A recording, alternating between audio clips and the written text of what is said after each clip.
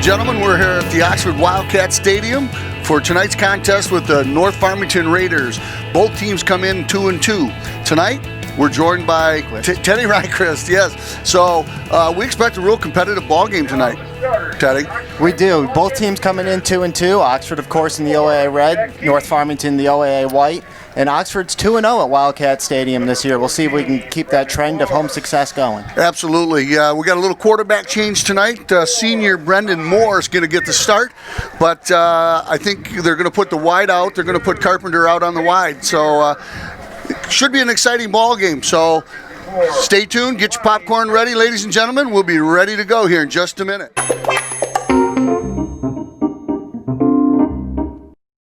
After today's game, visit with the 24th Street Sports Tavern. The tavern supports the Wildcats, your team, your town, your tavern. The 24th Street Sports Tavern, Oxford. Summit Physical Therapy offers a wide range of services to help you with every ailment. We always provide one-on-one treatment with our patients with hands-on manual. Summit Physical Therapy, 72 South Washington Suite, 106, Oxford. Well, Teddy, tonight's ball game, this is fall football weather, baby. It's in the mid-40s. There's just a little breeze, but it's reasonably comfortable. You got to dress for it, but this is the way fall football should be. It is. Floodlights on over the blue turf here at Wildcat Stadium. Oxford won the toss and deferred their choice to the second half, and they'll kick it away to the Raiders to get going. Oxford coming out in their blue-on-blue jerseys, and they look pretty sharp out there. There's new helmets. Coach Lyons got this team excited, and I talked to him before the ball game. There's no real problem here. They're just giving the senior quarterback a start, and should be an exciting game for sure. Yeah, we saw Brendan Moore play sparingly at the quarterback position in the season opener against L'Anse Creuse North, and we've seen him play wide receiver throughout the season. Was one of the team's better players in the loss to West Bloomfield, the guy Coach Lyon highlighted on film. Well, the Wildcats are getting ready to kick off, so hang in there, ladies and gentlemen. Here we go. The boot is high and short, going to be taken at about the 25-yard line. Coming right up the middle, going to be stopped at the 37. Good coverage by the Wildcats. Wildcats will start out on defense. Boy, at that last home game, the Wildcats offense held the ball for an entire quarter. That was pretty impressive. A 12-minute and 10-second drive, Teddy. That was pretty awesome. They did something rarely seen in a football game at any level. And starting off on defense tonight, give you some players to watch. Number 42, sophomore linebacker Tate Meir, leads the team with 13 and a half tackles. Number 2, senior cornerback John Valvo, the best cornerback in the team. And number 7, junior defensive end Mitchell Viviano. He can get after the quarterback. Well, 2-7 just dominated the last fourth quarter of that last game. Okay, rolling out to his right's number 2, looking for the receiver. Nice job right there by number 2. That was a completed pass, and he knocked it away. That's John Valvo. You just called his number, and he did an outstanding job there battling to knock that ball away. Living up to the billing early. John Valvo, someone Coach Lyons identified as a really, really good cornerback, and you saw that there, because you're right, JR. That would have been a completed pass. Good enough for a first down, stuck with it, got that right hand in there and broke it up. Boy, that tight end looked like it was tall. He was a big fella, and he made a great catch there, but Valvo, up to the challenge, knocked it away. Second down and 10. Jacob back to throw. Whoop. Number 2. I got distracted there. That's 3. His number looks like Justin Bryant is not listed on the roster here. First down for the Raiders.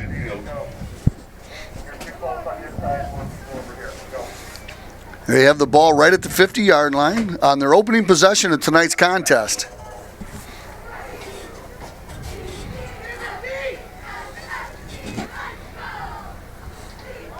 Handoff straight ahead. The blue turf got him. Blue turf credited with another tackle. Yep, that's Justin Whitehorn, the senior running back for the Raiders, tripped up by his own feet before he could get going. Going to bring up a second down and 12, 2-yard loss on the play.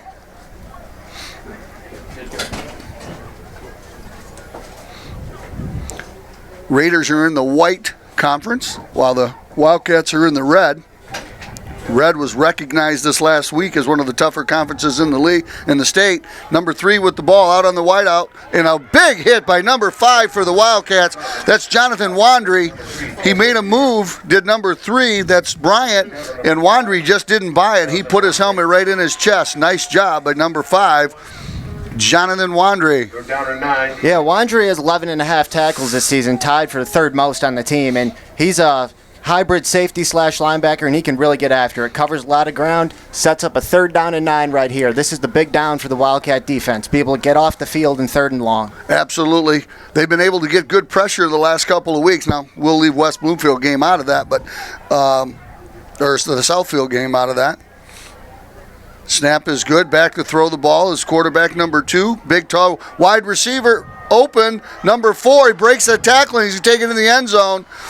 The defensive back hit him, but didn't wrap him up. That's number 4, Austin White. Freshman, number 4, Austin White, one of the youngest players on the field.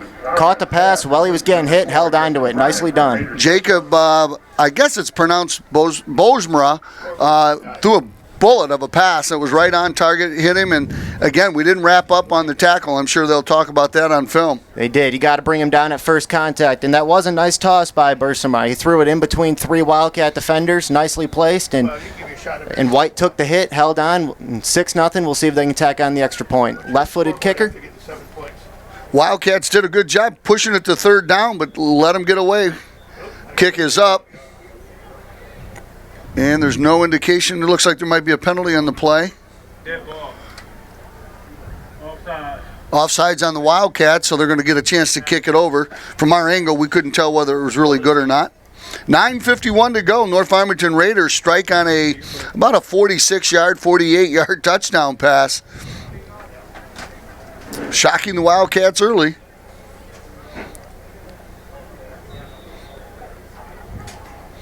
So they're going to spot it and kick it again. Yeah, interesting. You would think North Farmington, they made the extra point and would have just declined that and taken the point, but they'll kick it again here. Well, again, it was a dead ball foul, so they called it before the play happened. So procedural foul, yep. But you would have thought maybe it got that much closer, they'd have went for 2. But they get the extra point, so the kick is up and good. So it's a 7-0 lead for the North Farmington Raiders. Boy, that was lightning right there. The combination of Jacob Barisma and Austin White, 48 yards, just shocking the Wildcats early in this game. Yeah, 9:51 to play. Took 2 minutes and 9 seconds for North Farmington to strike first, and now this Oxford offense, who's going to be led by senior Brendan Moore at quarterback, needs to come up with a response. Well, this is what high school sports is all about, learning to deal with adversity. So you're down early, you got to respond. Absolutely. High school sports, nothing like it. So, Teddy, you're also with the Oxford Leader, correct? That's correct. Yep, cover primarily Oxford high school sports for the Oxford Leader, as well as other happenings in the community. Well, we're glad to have you on the broadcast. Our usual sidekick here, Dave, is doing some training down in Ohio. Number 18, Massimo. And we're going to put out an MIA. We'd like to know what happened to old Rod from last year. Rod, check in, will you? All right, Wildcats ready to receive the ball for the first time tonight. John Asciuto and Ty Meir back deep for Oxford. Asciuto a junior, Ty Meir a senior. Boy, Ty has just had a fantastic season so far. Yes, he has. Slowed up a little bit last week, but it's 84 with the ball. Sal Vaccaro. Vaccaro comes up and breaks a couple tackles. Sal over the 22-yard line, up close to the 23. Vaccaro's not a big fellow, but he's tough as nails. He is. Rarely goes down in first contact. You saw it there. Broke a couple of tackles. Oxford will set up shop at their own 23-yard line.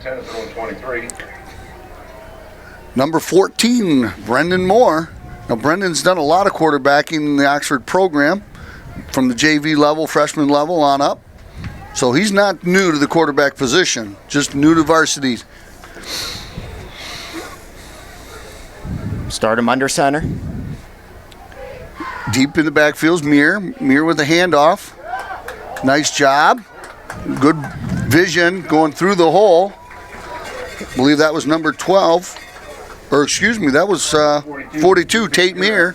Ball carrier. Yeah, 42, Tate Meir. He's a sophomore, and he's Oxford's premier offensive player. Leads the team in rushing with 255 yards and receiving 149 yards. Scored 6 touchdowns this year. A lot of what Oxford does offensively starts and ends with sophomore Tate Meir.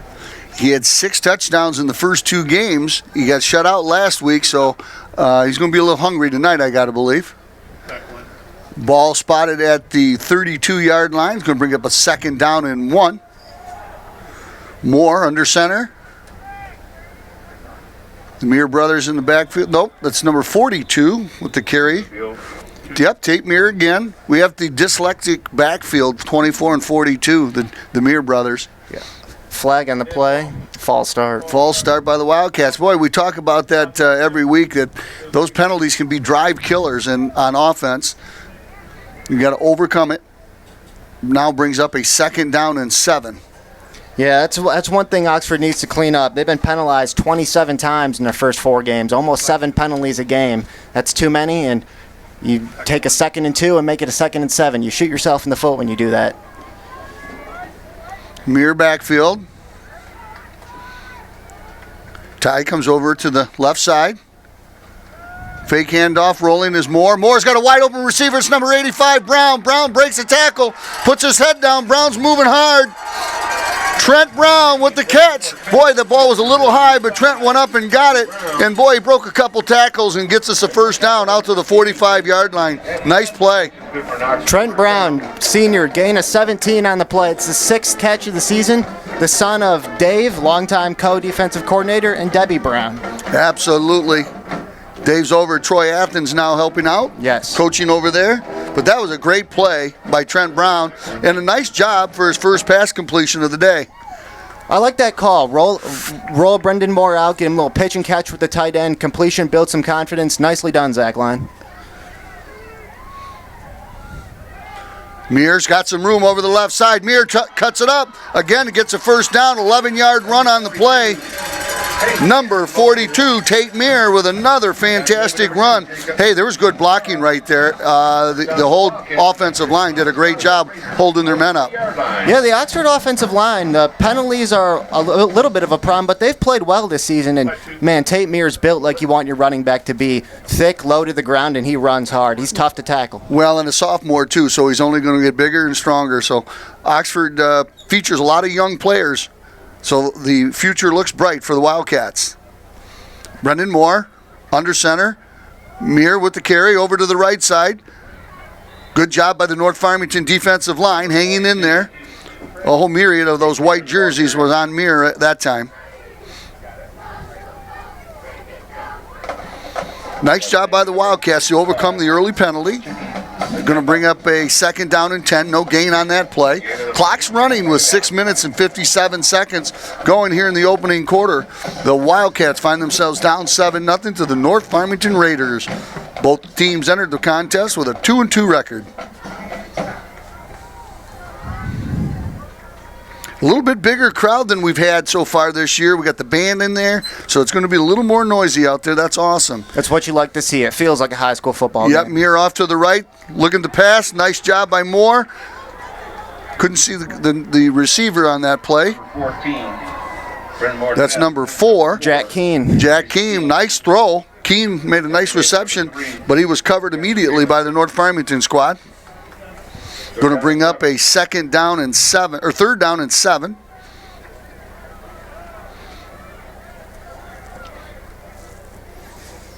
Wildcats are pretty much in 4-down territory. They're not in a situation where they're going to punt it here if they come up short. So they got 2 plays to get 7 yards here. Right, ball in North Farmington 40-yard line. What you like to do if you can't get the 1st down on this 3rd and 7 is just get 3 or 4 yards. Put yourself in a 4th and short.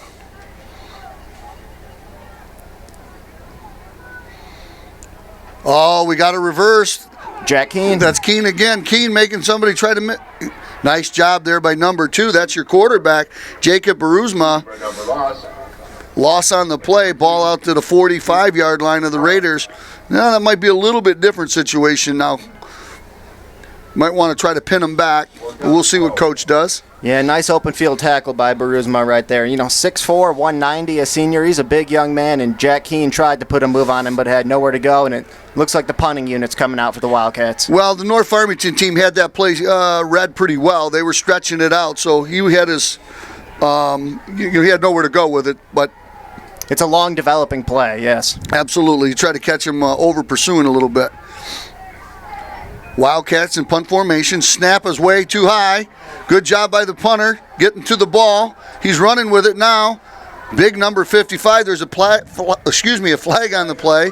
That's Carter Gilbert, the punter. It was over his head. He jumped high, knocked it down, so it didn't go any further back. Could be a break, depending on who the penalty is.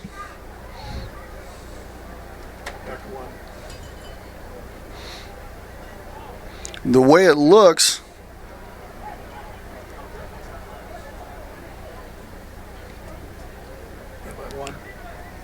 here we go. Illegal block on the kicking team. So we'll see what North Farmington coaching staff decides to do. Push him back and make him kick again, I would think. What do you think, Teddy? Look. Oh, yeah, that's a 15-yarder. They're going to kick it again. Yeah. Early in the contest, the Wildcats are making some fundamental mistakes. They had the illegal procedure penalty and a bad snap there, so we got to get them settled down. They've been on the road for a week and back in front of the biggest crowd they've had all year. That's a point that cannot be understated. Probably some jitters, some adrenaline playing in front of a lot of their fellow classmates for the first time. Well, and it's a little bit colder than they've had to play all year, too, so they're going to have to take a few minutes and get adjusted to that as well. And to let our viewers know, North Farmington elected to tag that 15 yards onto the end of the play, so they'll take over in the Oxford 37 here. Baruzma, hands off. Good running hole right there by number 22. Whitehorn on the carry. He gets a first down by the looks of it. Second down and 1. Boy, he's only got inches before that first down. Yeah, down to the 28-yard line. Second and less than a yard. Yeah, he had a big hole to get through that offensive line, and that was quick. He hit it quick. This is a down right here, second and very short, where you would think play action, maybe take a shot at the end zone. Whitehorn, deep in the backfield, gets the ball again, comes off to the right side. Wildcats have nothing to do with it that time, and he gets a loss of 3 on the play. Whitehorn came to the right side, but so did the entire defensive line and linebackers. That was Rainier. So a loss of 2 on the play, going to bring up a loss of 1. Third and a very long one, closer to 2. Boy, the defense could sure get the momentum swing right here. This would be a big stop when you bless your opponent with that favorable a field position and able to keep him off the scoreboard. That'd be a big play for this defense. Watch Baruzma. Back to pass. He's getting pressured. He throws up an air ball. Oh, my God, did the receiver get over there and catch it? He did. That's junior number 15, Aaron Rice. It was an underthrown pass by Baruzma, but Rice came back to it, got both feet in along the left sideline. First down, North Farmington at the 9-yard line. There were 3 Wildcats right there that almost looked like it was going to be intercepted, and he came out of nowhere to catch that ball. Yeah, Salvacaro was right there. It looked like he had a shot at it, and Rice just hopped in front of him, brought it in for the first down. I noticed really looking at the Farmington squad, they're pretty tall. They are. They have some nice size. Nice size. Baruzma. Under center, pitches the ball with the Whitehorn. Whitehorn over the right side, got room. Runs hard into the line, but runs smack dab into number 22 for the Wildcats. Rainier. Yeah, Tommy Rainier, senior, number 22. He's been in on a couple of tackles already tonight. Off to a nice start in this first quarter. Going to bring up a second down, ball spotted inside the 5, short of the 4. Clock running, 2:35 to go here in the first quarter. Wildcats trail 7-0.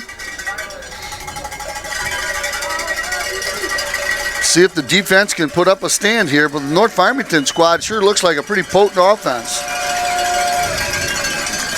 Baruzma rolling to his left, looking to throw the ball, throws the ball back, and good coverage back there by number 12 for the Wildcats. That's Scudo. Inside the 5. Good cover, incomplete pass. Clock stopped at 2:14. Boy, they had a little bit of pressure on him and good coverage in that backfield, Teddy. Yeah, and you're right about North Farmington's offense. With the exception of their loss to Stony Creek, who's 4-0, they've scored at least 34 points in 3 games, so they can move the ball and put up some points and yards. So here's a big play early in this contest. 3rd down, ball spotted inside the 5, short of the 4. The crowd is making some late, like it's the 4th quarter noise. Burisma, penalty on the play. Clock is, nope. Timeout, North Farmington. Yeah, well, you know what? It didn't surprise me that they're scoring at that type of clip. They sure look like they're a solid offensive squad. Number 2, Jacob Burisma, if we're pronouncing that anywhere near right, senior quarterback, 190 pounds, sure looks like the real deal. The last 2 or 3 games the Wildcats have played, they've hit that Oak Park quarterback that we had here 2 weeks ago. And you know what I found out after the game is, you know, we're like, this should be a blowout. Oak Park's 0-2, Wildcats are 1-1. There should be no problem with this team. But they got 12 players back off of COVID and 5 starters. Right. That was a whole different team that Oak Park was. Yeah, they were undermanned when Oxford played them. And Oak Park's had some good quarterbacks come through their last couple of years. They have James Burnley, the senior this year, and in 2018 they had DeJuan Mathis, who now plays in the SEC for the Georgia Bulldogs. Wow. Again, the Wildcats been up to the task. I mean, a 2-2 record is nothing to be ashamed of for sure, because they're 2 losses against 2 really good teams. Oh yeah, 2 teams, Clarkson and West Bloomfield, with state title aspirations, 2 of the 5 to 10 best in the state. Here we go, 3rd down, ball spotted around the 4-yard line. Goal to go for the Raiders. Handoff, Whitehead. Boy, the Wildcats stand tall right there. Number 22. Whitehorn, the ball carrier. It's Whitehorn, not Whitehead, but he's short of the touchdown. So the Wildcats live to fight another day right here. Ball spotted on the 1. Yep, it's going to be 4th down and goal from the 1-yard line. North Farmington keeping the offense on the field. Rubber's going to meet the road. Is there anything more exciting than a goal line stand? I look for them to put the ball in number 2's hands, Jacob Burisma, their senior quarterback. I got a feeling they're going to play action, roll him out. He can either run it or throw it, but let's see what happens here. Keep an eye on the QB sneak as well. Yeah, they got the full house backfield straight ahead, and the Wildcats stop them. It sure looked like the Wildcats stopped them. Let's see, there's no indication by the referees. None of the players are putting their hands up. Wildcats will get the ball on downs. Great goal line stand by the Wildcats. Like I said, there's nothing more exciting than a goal line stand, baby, unless it's in the 4th quarter right at the end. North Farmington started that drive at Oxford's 37-yard line. To keep them off the scoreboard there is a big statement by the defense. So the Wildcats, with 1 minute and 19 seconds, are going to take over with the ball inside their own 1-yard line. Now this will be a record drive of 99 yards. Plus, if the Wildcats can get it in the end zone. You got to be careful. Can't afford a loss or a penalty in the end zone. Don't want to allow a safety. Absolutely. So this is a big call right here. I would assume quarterback sneak, give them a couple yards to work with. Offensive line, got to do their job right here. Bad snap, and it's going to be a safety. Yep. Unless there's a penalty. It looks like maybe there might be a penalty on the play. 24. Time here, the ball carrier. Oh, he got it handed off. Wow. Moore got that off just in time because he got hit, and if he would have been holding on to the football, would have been a safety. Got it off to Tymir just in time. I didn't even see it. Did you? That was like a magician out there. He picked up a yard out to the 2-yard line. Little more room to work with. 2nd down and 9, 45 seconds left, opening quarter. Wildcats are being challenged early here. Subpar field position, to say the least. Is that a pass? No. Handoff right side. Muir got some running room. Muir looking to get out over the 10. That's a 1st down by the looks of it. Number 42. 42. Tate Muir just did an outstanding job and great blocking by the right side of that offensive line. And it is a Wildcat first down. Nice job by the Wildcats. Took the ball over after the goal line stand inside the 1 yard line and punch it out and get at least the first down. Now, we know this Wildcat team can hold on to the ball for a little while. Right. And this looks like that'll be the final play of the first quarter. Is they're going to head over toward the sideline, switch ends of the field. Wildcats trail 7-0. Ladies and gentlemen, we have a guest in our booth tonight. We got one of the gentlemen from the Oxford Wildcat Booster Club. He's going to talk a little bit about a special giveaway that they got going on. And who are you? And what's your name? And tell us a little bit about the raffle that you're talking about. Sure. Yeah, my name's Phil Lehart. I'm a member of the Oxford Wildcat Boosters Club, and here excited to talk a little bit about our inaugural car raffle that we're doing as a fundraiser for the students. Now, I understand because of COVID, we got a lot of concessions that we're not getting to, so we're looking for alternative ideas to raise money, and this is off to a good start. It is. It's off to a fantastic start. We've had great support from the community. At this point, we've sold almost about 500 tickets, and our kind of small goal is at least 750 tickets with a dream goal of maybe hitting 1,000. Well, what's that early bird special we're here talking about tonight at halftime? Yeah, so tonight we're drawing the first or only early bird special. So we're going to give away $500 tonight to one person, and that ticket's going to go back into the bin for the grand prize drawing. And what is the grand prize? The grand prize is going to be the winner's choice of either a brand new Jeep Wrangler, 2-year lease on Jeep Wrangler, or $12,500 in cash. And then we're going to have 9 additional $500 winners. Well, that's awesome. We cannot do it without the boosters. As a former president of the Booster Club and a coach here at Oxford, we could not do it without the Booster Club. Wildcats take over with the ball on the 11-yard line. First play of the second quarter. Handoff left side, Mir. Mir gets the ball up over the 15 to the 17-yard line. Number 42, take Mir. Good job by that offensive line and tough running by Mir. Clock again is running at 11:40. This is the first drive of the second quarter. Again, we want to thank the boosters for all they do. Like I said, as a coach, they support, and when you need a little extra, whether it's equipment or you're going to a tournament or you need training, they're always there to help you. Absolutely. Wildcat football and all the Wildcat athletic programs would not be possible without our boosters and fans. Second down and 2. Wildcats with the ball. Again, Mir hitting the backfield. Nice play right there by number 11. That's Coleman. Nice job by Coleman. A loss on the play of about 2 yards, so that's going to bring up a 3rd down and 4. Second quarter, Wildcats trail 7-0. But, boy, it's been exciting already with the goal line stand, and Wildcats, fighting hard here to get out of their own end of the field. Yeah, even if this drive doesn't go the distance and result in any points, at least they've flipped the field position a little bit and can hopefully pick up at least one more first down and put themselves in a position to punt and flip the field. Well, there's no question that goal line stand was a momentum changer. Things weren't looking good. They didn't have many good things happening. But, boy, they did a goal line stand, and then they've got a first down. First time into the game right now, we got Brady Carpenter out here on the right side as a wideout. Bottom of your screen. We got a penalty on the play. Looks like illegal procedure again for the Wildcats.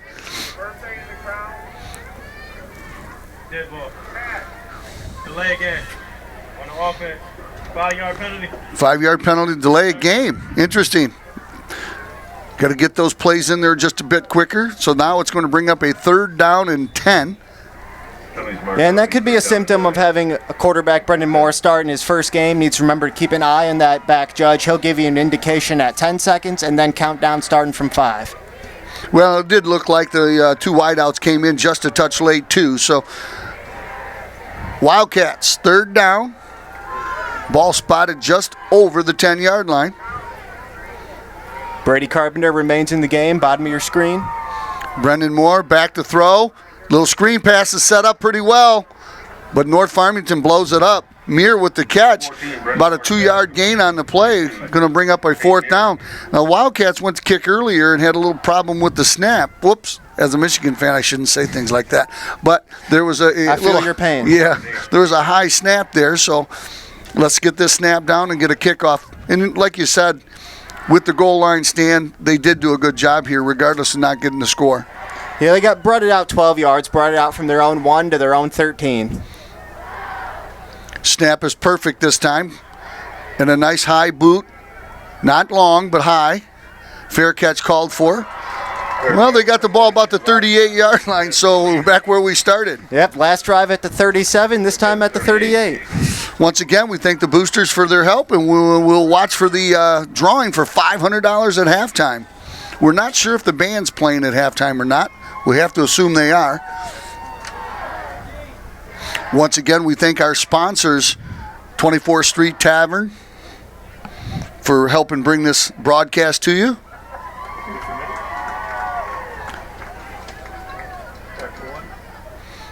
First and 10, North Farmington Raiders. Clock's at 9:05. They lead the ball game 7-0 on a 48-yard touchdown pass. Snap is low, but a good catch by number 2. Number 2 looking, threw the ball a little early. Pass incomplete. Incomplete. The receiver was open, but he wasn't looking for the ball.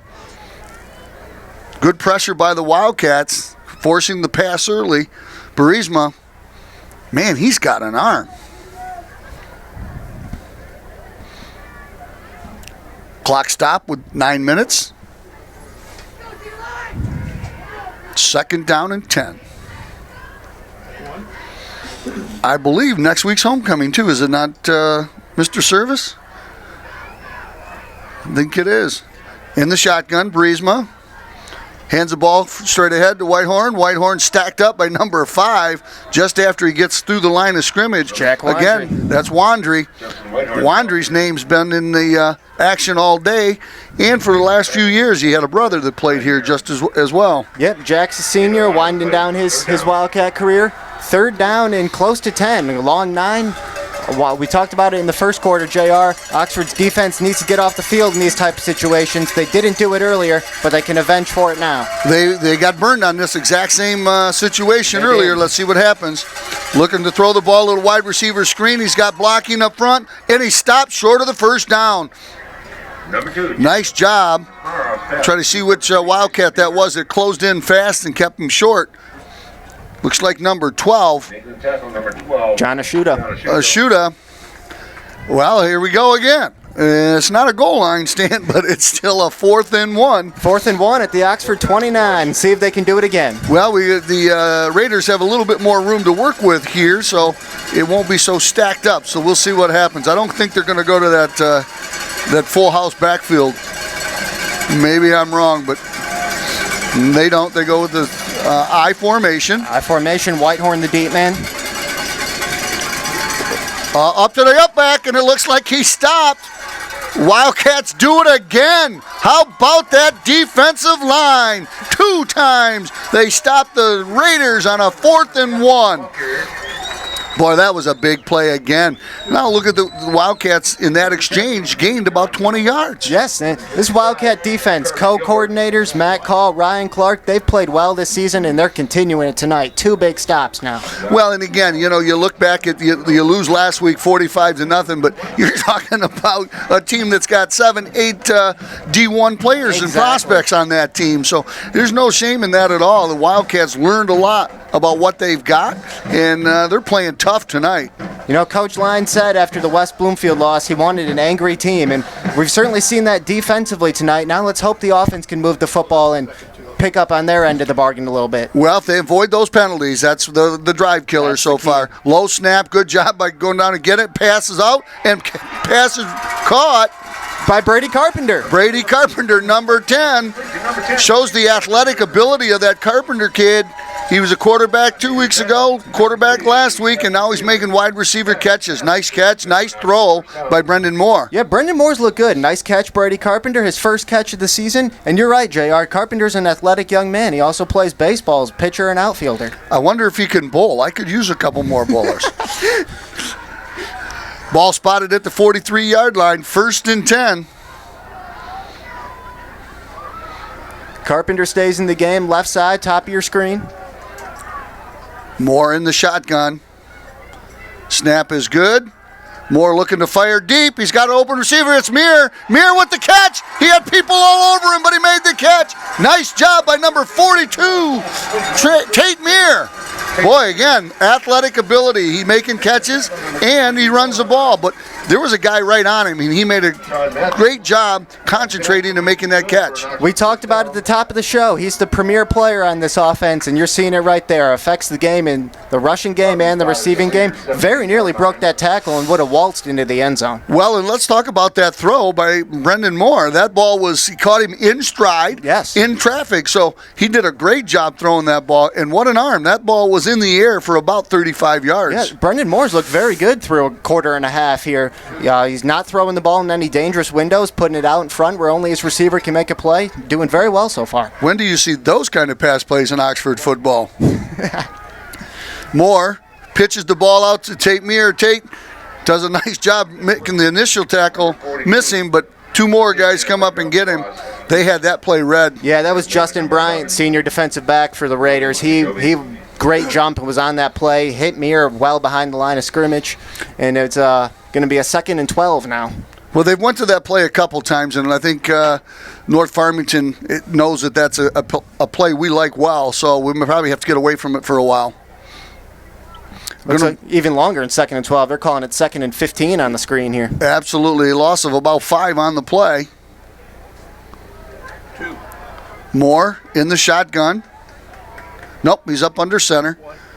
That's the Mears in the backfield.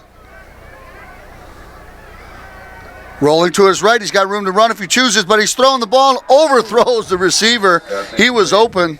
That was number 24, Ty Muir. That was Ty Muir. Yeah, he had a busy play. Started up, lined up as the fullback, then moved him to the tight end, left side of the formation, went all the way across the field, and you had him, just overthrew him a bit. 3rd and 15. He had 2 steps on him, so that was a good play. They'll note that and come back to that play later in the game for sure. Yes. Well, we've seen that with they've done that with Trent Brown at times this year too. Line him up at tight end, bring him across the field, and it's usually open. 5:15 to go here in the half. Wildcats are down 7-0. They took over with the ball at the 30-yard line, and they've drove down. Now it's 3rd down and 15. Ball is spotted about the 22-yard line. In the shotgun, Brendan Moore. Moore, read option, hands the ball to Muir. Muir gets about 4 on the play, but boy, there was a North Farmington player in the backfield there early. Number 50. You can't make a good decision when you got a white jersey on your back. So the Wildcats look like they're going to try to kick a field goal here. This will be their first field goal attempt of the season. We've got number 87. Jay Caddy. He is a freshman. Now, I have heard that this young man boots him from 50 yards in practice. He's been injured, and this is he's obviously healthy now, but I hear he's got a great foot. Snap is good, kick is down, or snap is down, kick is up, and the kick is good. It just got over that bar. It wasn't real high, but the Wildcats score. 3 points, bring the game score to 7-3. It wasn't pretty, but it was effective. Right, it wasn't pretty, but all that matters is it goes through the uprights. The 5th game of the year, and it's the first field goal attempt, and they convert. It was a 36-yarder for Jay Cady, the freshman. Well, and again, I ran into, I believe it was his father, and he's a soccer guy. Yep. And he's booting him from 50 yards in practice, and then he was injured for a little bit. So they've been waiting to unleash that weapon. And I'll tell you, don't underestimate the value of a field goal kicker in high school football. Not at all. Special teams is a third of the game, and that's what Coach Line was saying. They just haven't had the option to even go to the field goal. Now they have, and Katie pays immediate dividends for them. 7-3, 5:07 left, opening half. The Wildcats haven't really had good field position yet. They took over inside their 1 and on their last drive. 2 drives ago, and then this last one at the 30, which wasn't terrible, but we got to get this field position flipped. Exactly, and when you consider all you just mentioned, JR, only be down by 4 points, 7-3, they're hanging in there, and it's important to note, Oxford will receive the football to begin the second half as well. Well, we need another defensive stand right here, get a chance to score one more time before halftime. Everybody knows how important it is to win the end of the quarters. That's Whitehead. Whitehorn, was the up back, and he did take the kick at the 32-yard line. The North Farmington Raiders will take over. 7-3 lead, 5 minutes to go in the opening half. Tonight's contest being brought to you by the 24th Street Tavern and the greatest public television station, community station of all times, Oxford TV. This is the field position you want to see as a defense. Have North Farmington starting at their own 30-yard line. Hand off to the up back over the right side. He gets nowhere. It's Whitehorn. About a 1 yard, 2 yard gain. Good job by the defensive line. I got to tell you, the defensive line has been the star of the game so far. Done a great job. 2 4th and 1 stops, one inside the 1 yard line. You just got to be cautious and aware that Jacob Barisma, number 2, has got a rocket arm. Yeah, good point about the defensive line. You got number 88, Joe Rohr, number 72, Drake Biggie, a couple of seniors getting the job done in there. Roll that out to his right is Barisma. Barisma looking downfield, getting pressured. Good pressure by the Wildcats. Oh, and it nearly got picked off. Muir tipped it.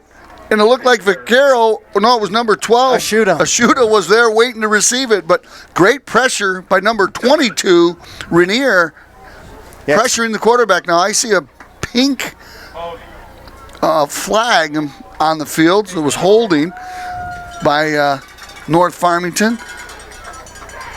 Yep, to remind our viewers, the officials using pink flags this month for Breast Cancer Awareness Month in October. Well, there you go. Instead of the traditional yellow flag.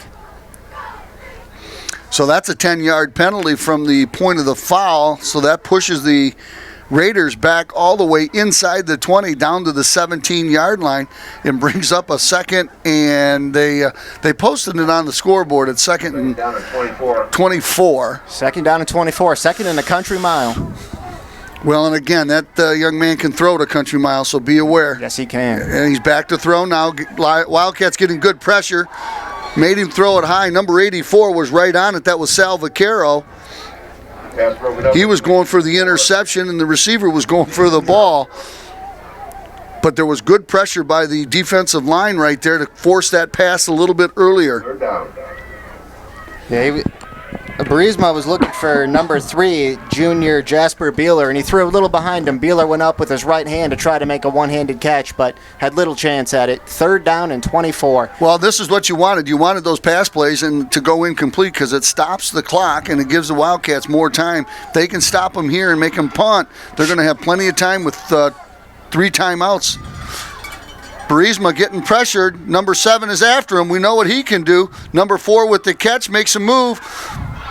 You got to get him out of bounds, but it looks like he's got the first down. Boy, what a big-time play right there by number 4. That's Austin White, who scored the touchdown. Boy, he seems to be his clutch receiver, but boy, he was short of the first down and made a couple Wildcats miss, and he got the first down. Yep, needed 24, and he got 28. That's a killer for this Wildcat defense. 3rd and 24, and you let up a first down, but you know, North Farmington's still on their own side of the field, still have an opportunity to force a punt or create a turnover here. Another nice throw, too, by Barisma. Yeah, a tough throw. Rolling to his left as a right-handed passer, but he made it look easy. Handoff to number 22. He's got big speed. Gets pulled down out of bounds. Whitehorn did a good job there. He gets 15 yards on the carry. Ashuto having a big ball game on the tackle side. The Oxford 41-yard line, 1st and 10. Boy, it goes to show you that this Raider offense is lightning in a bottle. They are. To hold them to 7 points so far in the first half, that's well below their season average. And 3:15 remaining, you need to keep them off the scoreboard some more. Need to get in that backfield.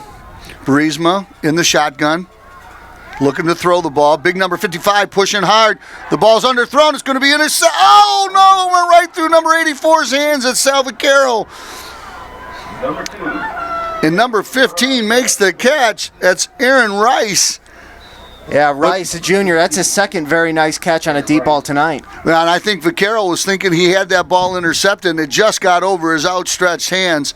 He read the play well, did a great job being in position, but the ball was just over his head.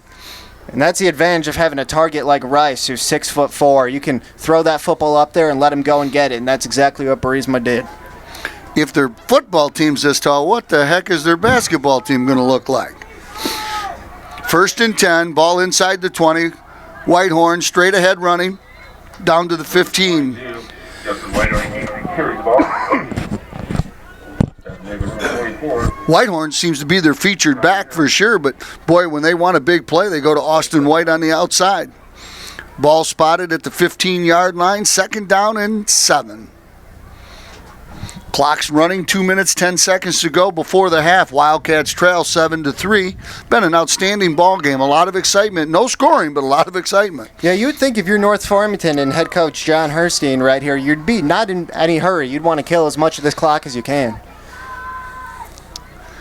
Rolling to his right is Burisma. Burisma throws the ball. He's got a wide open receiver that just falls down. And he came back and maybe didn't get the first down there. That's Rice again. Number 15, Aaron Rice. Boy, he went up to get the ball and he just got his feet out from under him. And it is short of the first down. It's going to bring up a 3rd down and 1. Look at 3rd and 1. But boy, that play had touchdown written all over it. If he could have kept his feet, it would have been tough. Yes. On the back over there of Vivano. 3rd and 1. Here we go again. Looks like we're going to get a timeout in North Farmington.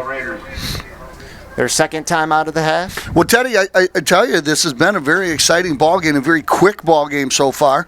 A lot of big plays on defense for the Wildcats and big plays on offense for North Farmington.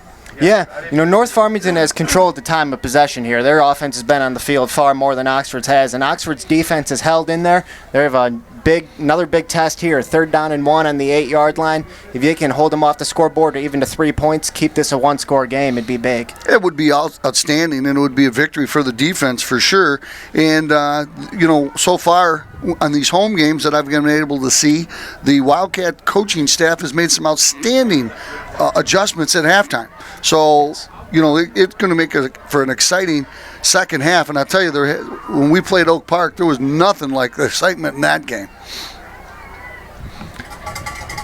So here we go, 3rd down and 1. I look for a little trickeration here after that timeout. Burisma under center. Hands the ball up, no trickeration there. Just give it to our bread and butter, number 22, and he carries it in the end zone. Whitehorn. Nice footwork at the point of attack by Whitehorn. Gets it in, and pretty good blocking there by the offensive line for North Farmington. So they take a 13-3 lead with 1:09 here in the first half. Well, like you said, they've been scoring 34 points a game. Yeah. And Wildcats have done a good job holding them back.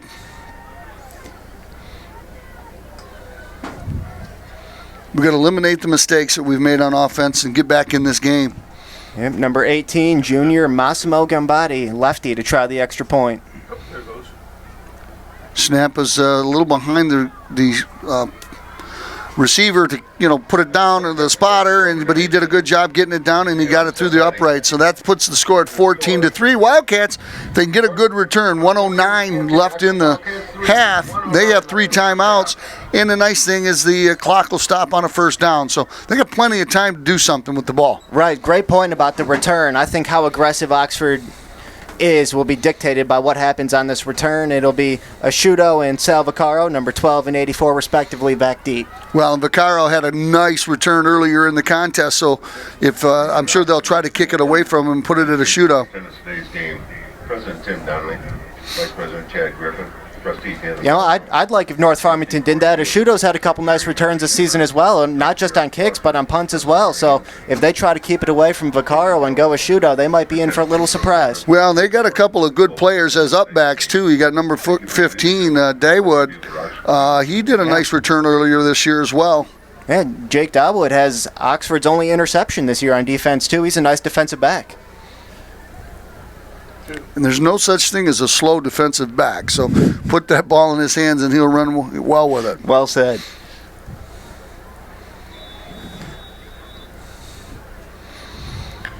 Here we go, 109. Wildcats looking to get a good return to set up a opportunity to score before the half. They trail 14-3. Been a very good ball game so far.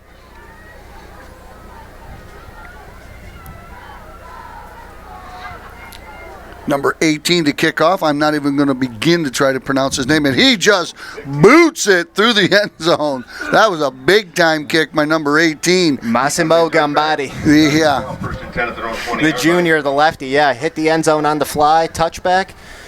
Well, that's a weapon to have to pin your opponent back at their 20, 25-yard line all the time like that. That's big time to have it in your arsenal.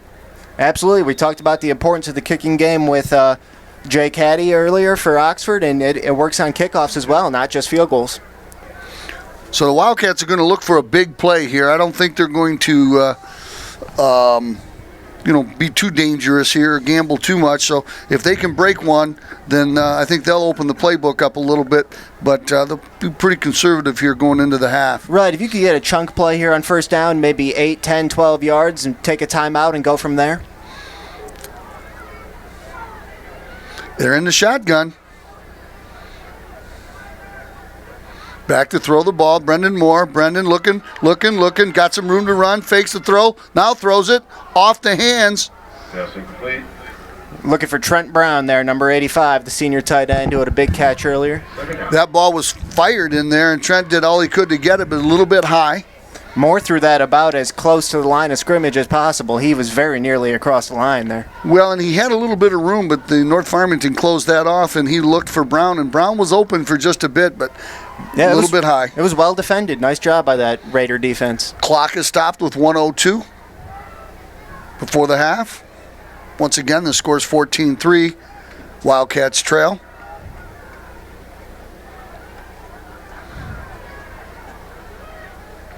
Brendan Moore. Is that Muir back there with him? Yep, Muir flanking Moore to his right. Good snap. Looking for Muir over here in the flat. He was wide open. Nice throw right there, Brendan Moore. Got it to Brady Carpenter. Brady Carpenter again. Wildcats hurrying it up. 54 seconds to go. Carpenter did a good job reading where the sticks were, got beyond the sticks and turned around and came back to the ball, defended the defender pretty well and made the catch. Good throw.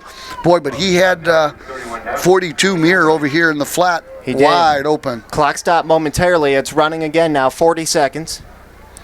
Back to throw is Moore.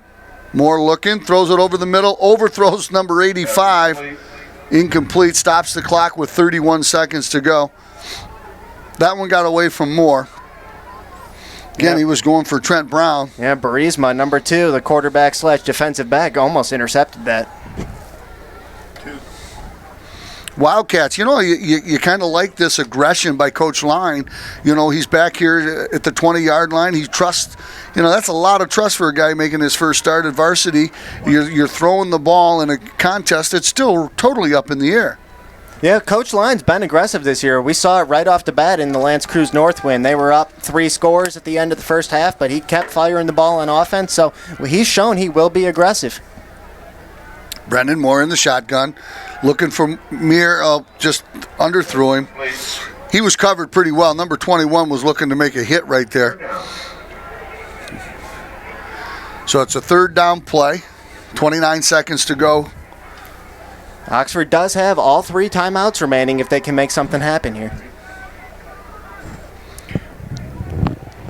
They certainly don't want to turn the ball over to that high-powered Raider offense anywhere near midfield for sure, because I know Burisma can throw it all the way to the end zone for a Hail Mary. Right, and with targets like Rice down there, 6'4", you don't want to play with that fire. You don't want to take that chance. And they have only 1 timeout left, so if the Wildcats run the ball here, the Raiders not likely to call timeout. Back to throw the ball is Moore. Moore looking, fires it deep, underthrows the ball, and it's picked off. Nice job by the receiver to make the tackle. Jasper Beeler, junior defensive back with the interception. 20 seconds remaining. Well, and they have 1 timeout left, and Brady Carpenter made the tackle. That's kind of like a punt, though. But still, you got 20 seconds left, and the clock does stop while they reset the down markers. So they could get 2 or 3 plays here with their timeout. Wildcat defense is going to have to play deep ball. Right, keep everything in front of you here. Don't let anyone behind you. 1st and 10 Raiders, ball on the 40-yard line. 14-3. Burisma back to throw, getting good pressure by the Wildcats, and a good catch. Wildcats had good pressure. The Wildcats are saying they stole the ball, but there's no call on the field as of yet. Ruling him down on the field. Number 2, Jacob Asmar's pass complete to number 3, Jasper Beeler. And that was Jasper Beeler who just had the interception. Just under 10 seconds to go. Raiders down the ball. They were really having trouble. They're going to get a false start by the Raiders. Boy, but you know, the referees didn't do a very good job. They're getting the ball set and taking control there. They're trying to decide whether that was a fumble or not. But this is going to be the last play of the half, likely. 7 seconds to go, ball on the 40-yard line. Kind of line up on that goal line and watch for a Raider to come at you, baby. Right. There's no doubt about this one. This is swing for the fence. And North Farmington will take their final time out here. Well, if they've got a play in their playbook that they want to try, this is the time to do it. But the defense for the Wildcats has played very well, you know, keeping these guys at 14 points, a couple of stops at 4th and 1. So they got to be fired up. They really got to be ready for this play here. It could be anything. Number 22 has shown that he's got lightning feet. Whitehorn, you know, they hand the ball off to him, and he is fast. Burisma, the quarterback, number 2, there's nothing for him to throw the ball this far and get it in the end zone and play jump ball with those 6-foot receivers they got. Right, you have Rice, number 15. He would be the guy that you would think they're going to try to draw something up to here. And 40 yards away, Burisma can make this throw. Well, ladies and gentlemen, stick around. At halftime, we're going to give a drawing for $500 by the Oxford Wildcat Boosters. If you didn't hear the interview earlier, they are raffling off a Jeep 2-year lease. So find a booster member, come to an athletic event, go to the booster website, Oxford Wildcat Boosters, and take a look and get yourself one of those tickets. Burisma back to snap, gets the snap, rolls to his right. He's getting pressured. He's going to have to throw the ball short. And let's see, 2 seconds left in the clock. So they are going to get one more play. Good job by the defense. They were really pressuring him that time. Defensive line was all over Burisma. Rice was all the way in the back of the end zone. Yeah, Rice was the lone receiver to Burisma's left at the bottom of your screen. They had 3 receivers tripped to the right. We'll see if they line up in that same formation.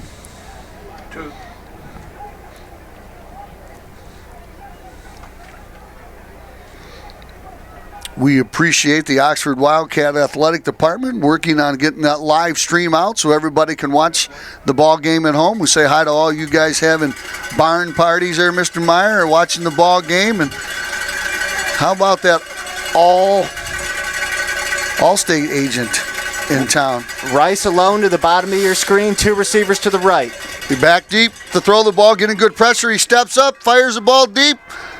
And it's going to be out of bounds. Good job by number 20, batting it out of the air. Nathan Grodel. Nathan Grodel. So that's the end of the first half, ladies and gentlemen. 14-3, Wildcats trail. Stay tuned for a wild second half. Do you love local sports? Whether it's Oxford High School or Parks and Rec, you can buy copies of each game. To purchase your copy, call us at 248-628-9658 or give us an email at manager@occtv.org or talk to us at the next game. Hopefully we'll see you there.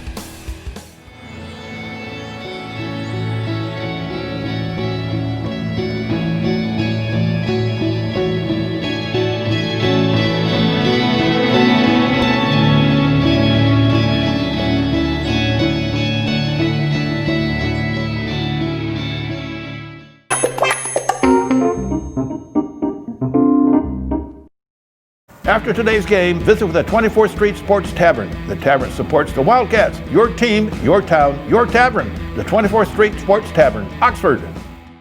Summit Physical Therapy offers a wide range of services to help you with every ailment. We always provide one-on-one treatment with our patients with hands-on manual. Summit Physical Therapy, 72 South Washington, Suite 106, Oxford. Ladies and gentlemen, we're getting ready for the second half of the contest between the Oxford Wildcats and the North Farmington Raiders. The Wildcats defense has played pretty well, Teddy. They had two 4th and 1 stop. One of them was inside the 1 yard line at the goal line. It was pretty impressive. But they just can't get that offense firing right now.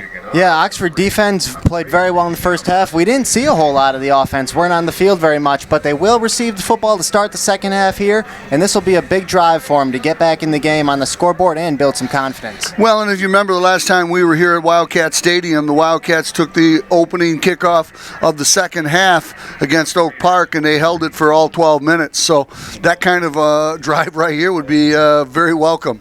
Yeah, I mean, that's a tough ask, but even something close to that, just, a nice methodical drive down the field, end it with a touchdown, get the rushing game, Tate Meir going. Yeah, absolutely. And you know what? You got to be impressed. Brendan Moore has made some real good throws, and the receivers have made some real good catches. So we've, the offense has had a little bit of spark, but seemed to make those penalties at the wrong time and stop the drive. So the Wildcats are on the return over to the 20 to the 25. Big return right here for the Wildcats. You called it. You said earlier Escudo was a scooting on that one. He was. He's shown he can return kicks as well as punts and brought it nearly out to the 35-yard line. They'll spot it out to the 33. Good field position for Moore and company to work with. Well, and it's the first time they've started a drive in really good field position. The field has been pretty long, yes, a couple of their drives. So let's see what the Wildcat offensive coaches, the adjustment they've made here. Again, Brendan Moore played a pretty solid first half. The one interception was really just a punt. Really, it was late in the right. Everything else has been pretty solid. Meir, right side. Meir, very patient running right there. It was bottlenecked, and then he just kind of was patient, and the line opened up, and he got 6 yards on the play. I think we'll see a steady dose of sophomore Tate Meir on this drive. He and his limited carries ran the football well in the first half, just didn't have a lot of opportunities. Starting the second half, they have plenty of time to let him get to work here. Yeah, and they got that Meir backfield, his brother right in front of him, so doing some nice jobs. And then they've had some nice pass plays. Trent Brown had another, a couple nice catches. Yes. So in number 10, Brady Carpenter out Yeah. on the wing. He's not in there right now, but he made a couple of real nice catches earlier. Quarterback turned wide receiver, senior Brendan Moore making his first start of the season at quarterback. Meir 1 to the right side, tight end position. Rolling to his left is number 14. He's got a receiver open. Nope. That was Meir again. That play was there earlier today. Good job by Brendan Moore. He really just kind of threw that one away. Ty was not open. Yeah, that's a play right there where you think the coaching staff would probably be telling Moore when they watch the film, don't be afraid to tuck it and run it there. Pick up some yardage, live to see another down, because he had room to tuck it and run for the sideline there. Well, and he only needed 6 yards for a first. Exactly. So, get the first down, another set of downs, and, that adds an element to that play if he gets that confident. And that comes from repetition and confidence in commanding the huddle and commanding the ball. Yeah, repetition, I agree. That's the big thing. 14 more, under center. The Meir backfield. Handoff, Trent, number 30, just bottlenecked him. That's Chase Reed. Yeah, Chase Reed, junior linebacker, went low and flipped Tate Meir head over heels there. Be 4th down, and Oxford will have to punt it away. Number 55, Carter Gilbert. Not the way they anticipated starting the second half, I guarantee you. Now, they had a little trouble earlier today with the snap. See if they've had it corrected the last punt. That's another good snap. And a nice end-over-end kick, low. Take Oxford bounce. There we go. And a ball all the way down to the 30, so nice job there by number 85. No, that wasn't 85, that was 55. Gilbert made a nice kick there. Again, it wasn't pretty, but it was effective. Yeah, Carter Gilbert, he's a senior, and he's handled punting duties all season for this team. And some of them have been like that, line drives, but that took a very favorable Wildcat bounce. Probably bounced 12 to 15 yards. Absolutely. Ball spotted on the 30-yard line. Start of the third quarter for the North Farmington Raiders, their first offensive possession. They have the lead 14-3. 10 minutes and 16 seconds to go. Pitch to the right side. That's number 22, their speedster, Whitehorn. Whitehorn does a nice job following his blockers, gets 5 yards, is going to bring up a 2nd down and 5.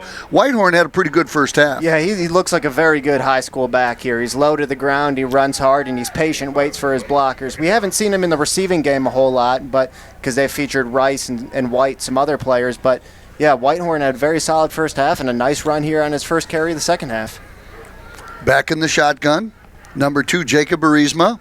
Burisma looking to throw. Looks like a wide receiver screen, but boy, it wasn't there, so he fired it out there to number 15, Rice, and he just made a big-time catch. Stretched out, good hands. And you said he was 6'4" earlier. He needed to be every bit of that to catch that ball. Right, 6'4", and he went up and got it. That was all hands, too. Didn't bring it into the body at all. High throw, and Rice has helped Burisma out on a few occasions tonight. Great weapon for the Raiders to have. Well, I got to believe that combination of 2 and 15 is getting looked at by many a school. Yeah, because they're both seniors. Burisma hands up, fumble, and he's on the ball. No, that was 15 in the backfield. That was Rice. A little Wildcat formation there. Well, and it worked out for the Wildcats. Loss of 6 on the play. That was a big helper for the Wildcats. Well, you know, and sometimes coaches outthink themselves, you know what I mean? And here you got the team that's been moving the ball pretty darn well the whole game, and then you put something like that in there, and guy's not used to handling the snap, and look what happened. Right, he's been lining up out wide all night, kind of taking him out of his rhythm, and he lost 5 yards there, 2nd and 16. Snap, Burisma rolls to his left. Looks to throw the ball, got an open receiver, overthrows him. He was going for number 4 out there. That's Austin White. White's had a couple of big catches. He couldn't get high enough to catch that one. You needed Rice over there, not the smaller number 4.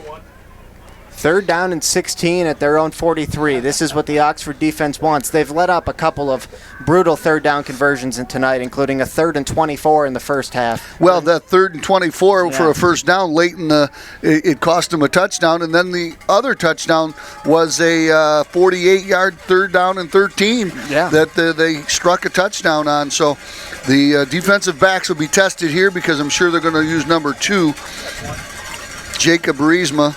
The Wildcat fans advantage. making some noise for this 3rd and 16. And a nice crowd on a chilly night.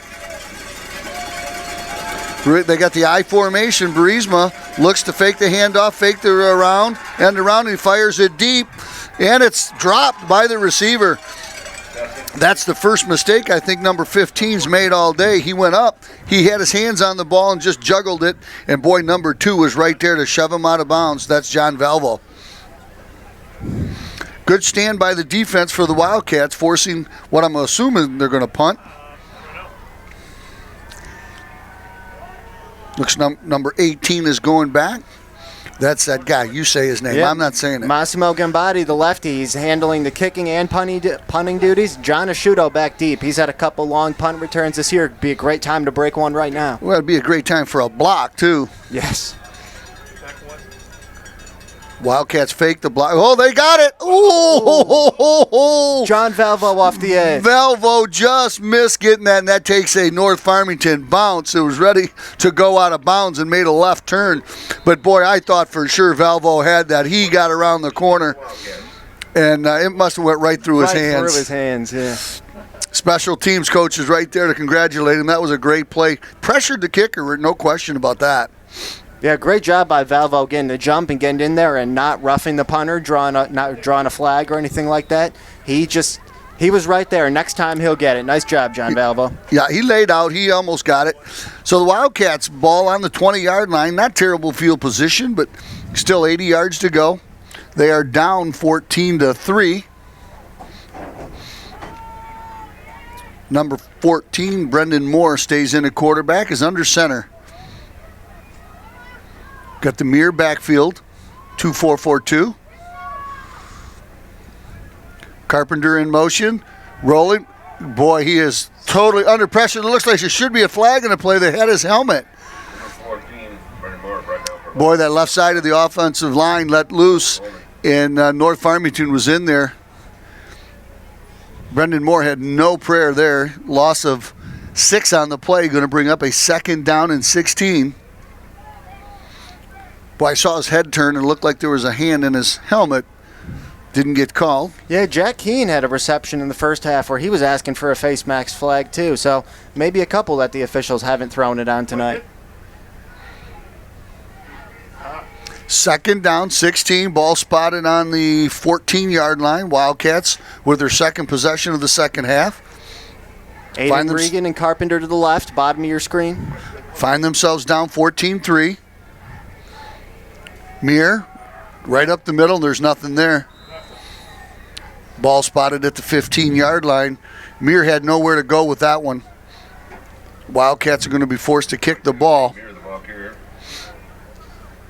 Number 58, David. Nope, they got it as 3rd down. Yep, 3rd down. Play 3rd down. So Wildcats going to have to do something to open this offense up. I don't know. They certainly were throwing the ball earlier and had some success with it. Let's see if we can find some of that North Farmington magic on 3rd and long here. Watch out for Trent Brown on this one. The little rollout play was there earlier the day. Could bring him across the field to the boundary, from the boundary to the field. In the shotgun, back to throw. Brendan Moore looking for 42. Muir short of the first down, but makes a move. Gets the ball out to the 27. He's going to be 3 yards short of the first down.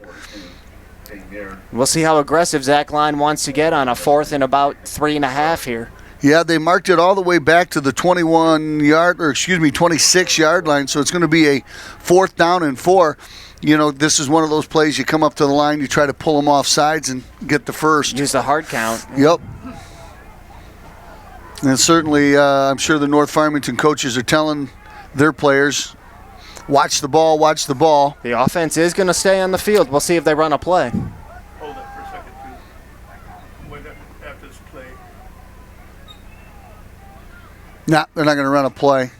So call a timeout. Timeout. Call back Oxford. So Brendan Moore, you know, that's one of those things you're either really, really good at it or you're not. And there are some quarterbacks that are fantastic at it, but it's a tough thing because the other team typically knows what you're trying to do. It is. It's another one of those things we talk about comes with experience, and this could be a factor, something to remember. Oxford has to take a timeout here with 5:25 left in the 3rd quarter. So when we get in the last 2-3 minutes of this game, they're going to be down a timeout, and we'll see if that ends up playing a factor for them. Well, let's hope we're in need of that timeout because we can make something exciting happen. That'll be a great finish. The last time we were out here at Oxford Wildcat Stadium, it was a 14-13 victory over Oak Park. It was one of the more exciting football games that I've ever seen out here. So, again, back to kick. He's going to have to ice his leg as Carter Gilbert. More punts this year than I've seen in a while. And get another Wildcat bounce. Keep it low to the ground, out of the return man's hands. Another high snap, but he does a good job going up and getting it. Got a nice boot up in the air. And he did no Wildcat bounce at all. In fact, it is a North Farmington bounce. Backspin. Number 5, Wandry, knocked the ball forward. But great field position for the North Farmington Raiders, who hold a 14-3 lead. They've been shut out the second half, and this is a high-powered offense that you said scores over 30 points a game. Yeah, they've scored at least 34 in 3 of their 4 games. They were held to 14 in their loss to Stony Creek, but Stony Creek's 4-0, the top team in the OAA White. So it is a high-powered offense. Oxford's defense has hung in there all night. They've done their job. 1st and 10 Raiders. Number 2, Jacob Burisma, senior quarterback's going the whole distance. Got a rocket ship arm in the shotgun. Hands the ball, fakes the handoff to number 22, rolling to his right, throws the ball to his receiver. That's a new one, number 21. Looks like Jasper Beeler. Number 2, Jacob Misparos, pass. So it's he's not listed on my program. Oh, but we got him here. Number 21, Rayshawn Matthews, a sophomore. there he is. Yeah, there we go. First catch of the night for Rayshawn Matthews. Rashawn Matthews. 2nd down and 2. 2nd and 1. Clock's running at 5:07. Handoff to Whitehorn. Whitehorn goes over the left side. Wildcats bottle him up, and number 5, Wandry, Wandry again. just says no further. Thank you. Whitehorn, the ball carrier. Wandry's had a nice game. There's been a number of guys on that defensive side that have, played pretty solid ball game. He is. Wandry's been a vital piece of this defense all season at the linebacker position. Going to set up a 3rd and 1 here. Ball spotted at the 37-yard line. They need to get to the 36 for the first. Burisma under center. Fakes the handoff rolling right, but there's Wildcats all over. He's going to use his legs this time. Get the first down inside the 25. Number 2, Jacob Pizarro with the keeper. Burisma did a really good job right there because the Wildcats had pressure in the backfield, and he read it and got out of there and ran and used his legs for one of the first times tonight. Yeah, smart decision by Burisma. And it's like we were talking about with Brendan Moore earlier. Just tuck it and run right there. And we've seen Burisma play quarterback, play defensive back, make plays with his legs, and they've even lined him up wide. He's done it all tonight. 1st and 10, ball spotted at the 25-yard line. Handoff, Whitehorn. Whitehorn up the gut for 3 yards. Still running hard. Gets all the way down to the 21-yard line. They called him down there. His forward progress was stopped. Number 2, number 42, Steve Muir.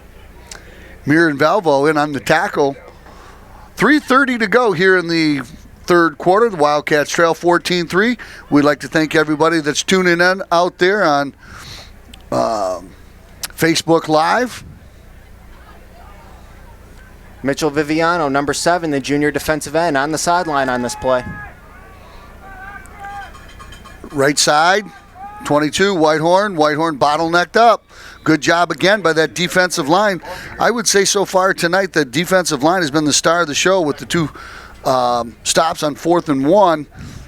And they've really done a pretty good job bottlenecking the interior run. They've had some success running wide. I agree, JR. Brennan Mielnicki, Drake Biggie, Joe Rohr, that defensive line has come up big all night. And Carter Gilbert as well. 3rd down, 5. 2:45 to go here in the 3rd quarter.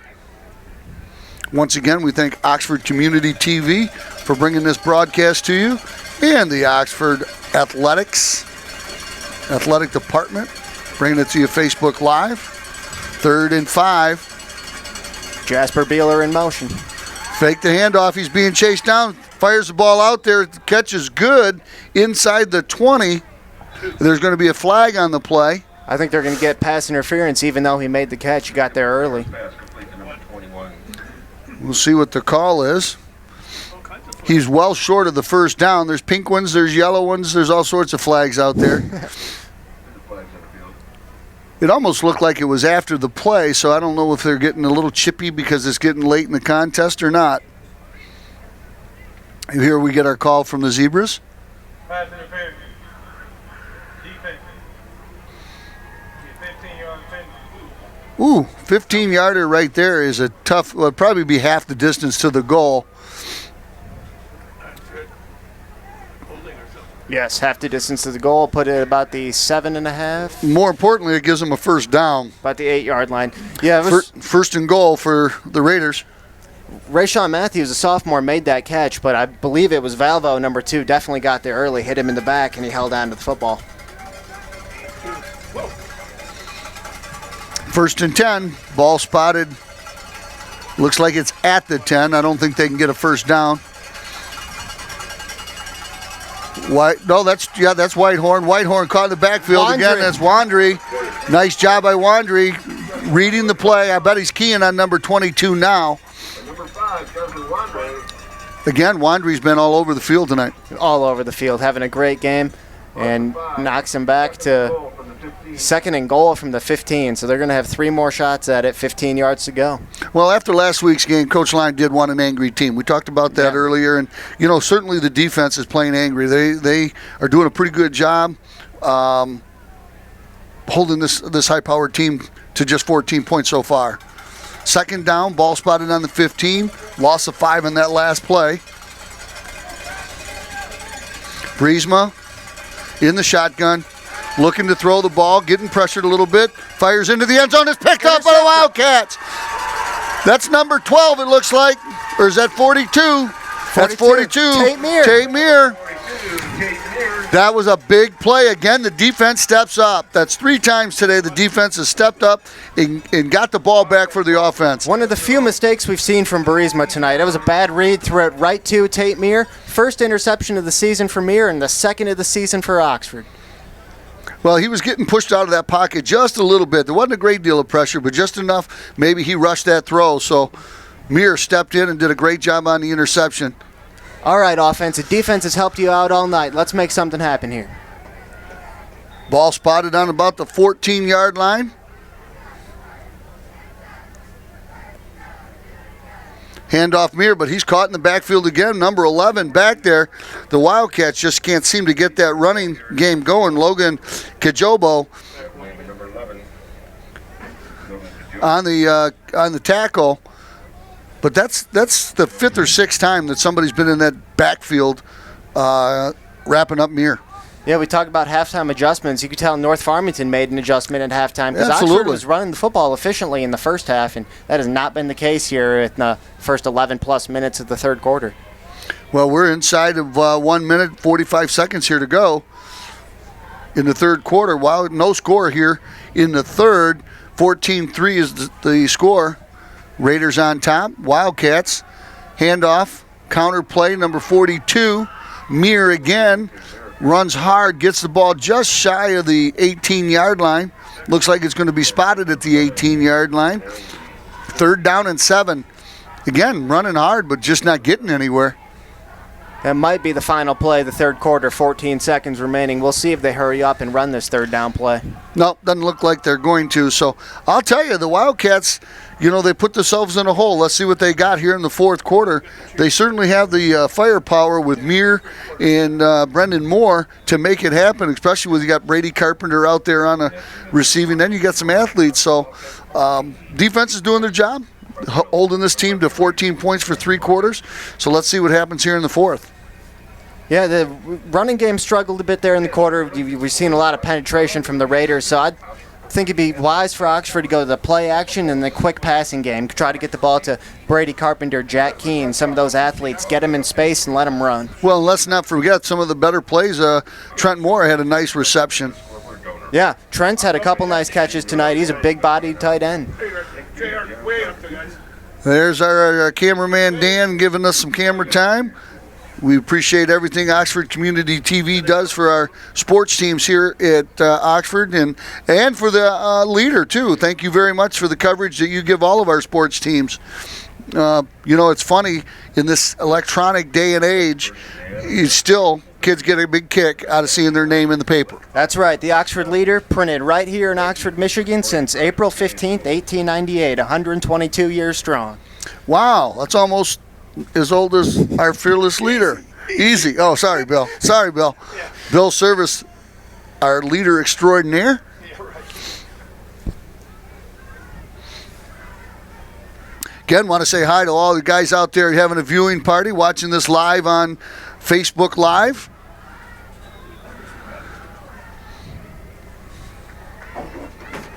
Our favorite All-State agent is out there. Eric. First play of the fourth quarter, 3rd and 7 for Oxford from their own 18. Brown in motion, goes to the other side, sets. Rolling to his right is Brendan Moore. Moore, yeah, there he goes. Put the ball down and got the first down. We talked about that earlier. It was there, and he did a good job that time with the run option. He had a chance to pass it, but saw that he could get the first down. So that was a big play right there. That was. Great job by Brendan Moore, the senior. First time he's tucked it all night. In high school football, quarterback run is a big part of the game. And well, he showed great speed on that play, too. You really haven't seen it yet tonight, but when he turned that corner and committed to run, he had good wheels. That was a big play. That was a 3rd and 7, fresh set of downs here now. Well, and you don't want to turn the ball over to North Farmington that soon in the fourth quarter. Right. You want to get a score here. You really want a chance to win this game. You need a score here. Moore this time fakes the handoff to 42, looks to throw the ball, fires it deep, got an open receiver. Oh, nice job there by the defensive back. Yep, Jasper Baylor, number 3 on there for North Farmington. Pass was intended for Brady Carpenter, and Moore took a hit when he threw that football too. Well, and he kind of rushed it out there. There was good coverage on Brady Carpenter, and he did a good job knocking it down. Earlier in the contest, he hit that play with just a beautiful pass. So going to bring up a second down and 10. Ball is spotted on the 28-yard line, and 11:18 to go here in the contest. Wildcats looking to get back in this game. 14-3, they trail right now. Muir, handoff inside. Muir breaks a couple tackles. Stiff arms. Looks like he got the first down.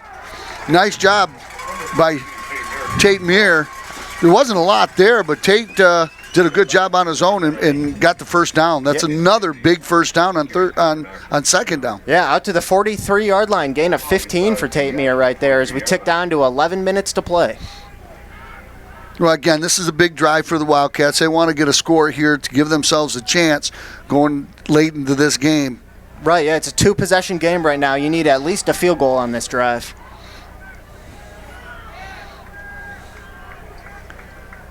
Wildcat fans making some noise. Handoff Muir over the left side. Muir again using that stiff arm. Boy, he got 5 yards downfield before anybody really touched him. That was great blocking by the left side of that offensive line. Yeah, when Tate Muir gets running downhill, not a whole lot of high school linebackers or defensive backs want to step up in front of that. He's got some nice size for a 15, 16-year-old sophomore. Going to bring up, he got 4 yards on the play, so it's going to bring up a second down and 6. Again, the Wildcat offense, this is the best drive they've had today. Yeah, this is the beginning of a nice-looking drive here. Hopefully they can keep it going almost out to midfield, their own 47-yard line. We got the Muir backfield, offset to the right. It's 24 tie. Tate deep, Tate with the ball. Left side, makes a move, breaking it. Tate Muir looking to get to the end zone. Tate Muir, only one man to beat. Number 3 brought him down, but what a big run. That's the biggest run of the day for Tate Muir. Gain of 24 yards down to the 28-yard line. Again, he went over that left side. That left side's knocking some holes right now in that defensive line. You got to go right back to that bread and butter play. Yeah, the running game struggled in the third quarter, but it's come to life here in the fourth quarter. They found that left side, and they're making things happen over there. The Muir backfield. Straight ahead running, number 24. About a 3-yard gain right there for Ty. You know, Ty's done all that lead blocking for his younger brother. Got to reward him with a carry every once in a while. Picked up about 2, maybe 3 yards. Second down and 8. The band getting fired up here with 9 minutes to go. Wildcats mounting a charge.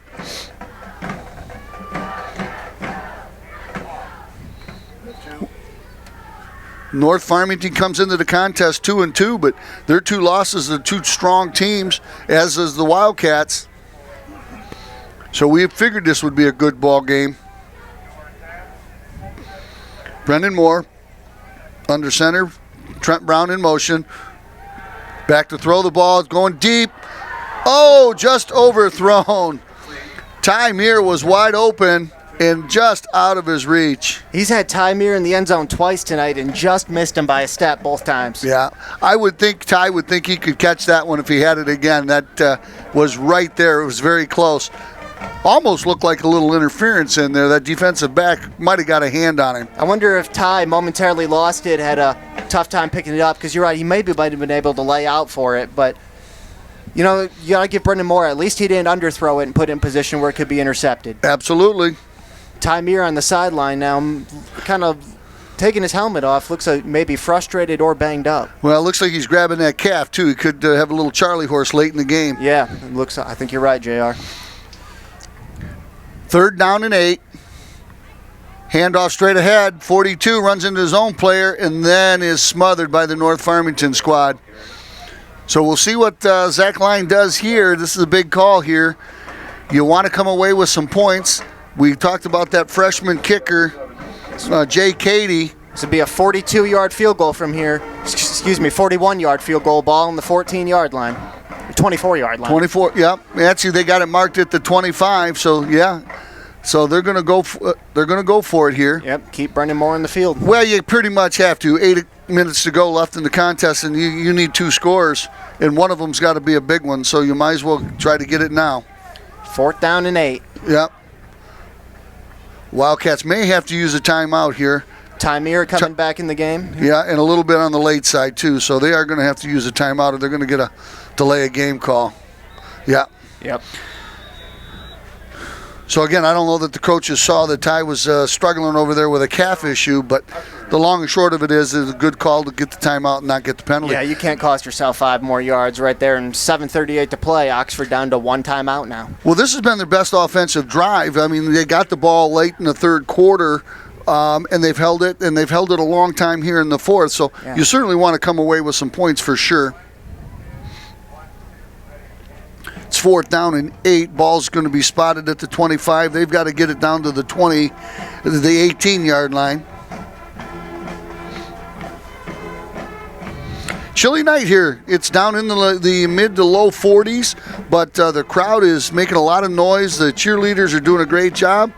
The cameraman Dan down there is getting some great pictures, and boy, Dan's back up here. Oh, they did the old switcheroo. But yeah, it's great to have the cheerleaders, the band, the dance team, the Oxford fans. It's great to have everyone back in here. And we remind you guys, this is the 10th anniversary of the Blue Turf here at Wildcat Stadium.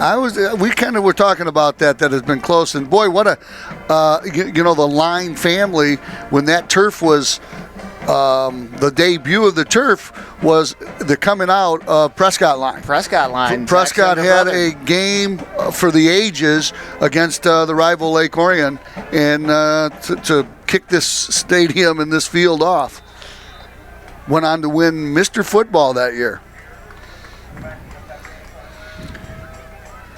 So the Wildcats in the shotgun. Brendan Moore, number 14, had a nice ball game. Takes the shotgun, looking to throw. Good pressure. There's going to be a holding call on there. There's no question there. He just tackled the receiver. Good job by Brendan Moore running the ball, getting it to the 20, but there was definitely a hold on that left side. Well, North Farmington can just decline this penalty and take over the football here. Well, if it's a 10-yarder, they may want to push him back.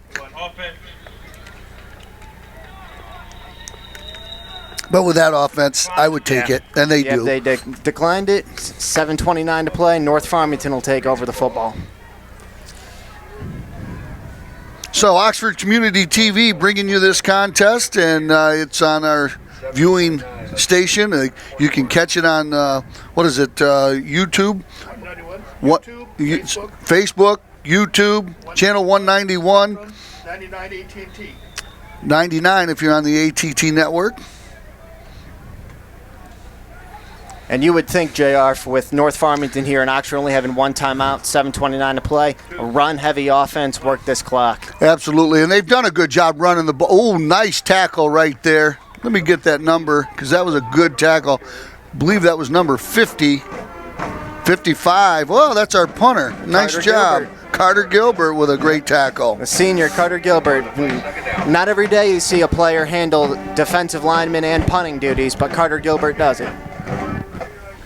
Well, and he looks like a pretty good athlete. He's had to go up high to get the snap a couple times to just get the kickoff. So clock is running, 6 minutes and 50 seconds to go in the contest. Wildcats need a quick stop here.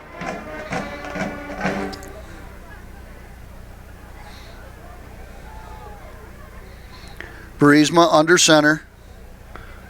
We got the reverse, fakes the reverse, rolls to his right, throws it deep. Got an open receiver. That's Rice again. Not Jerry Rice, but he's looked like it at times tonight. He has Rice probably closing in on about 80 receiving yards. He's had 4 or 5 catches. Real nice game. And a little surprising to see North Farmington take to the air there. You would think they'd work the clock, but a completion works the same. Well, and the element of surprise never hurt.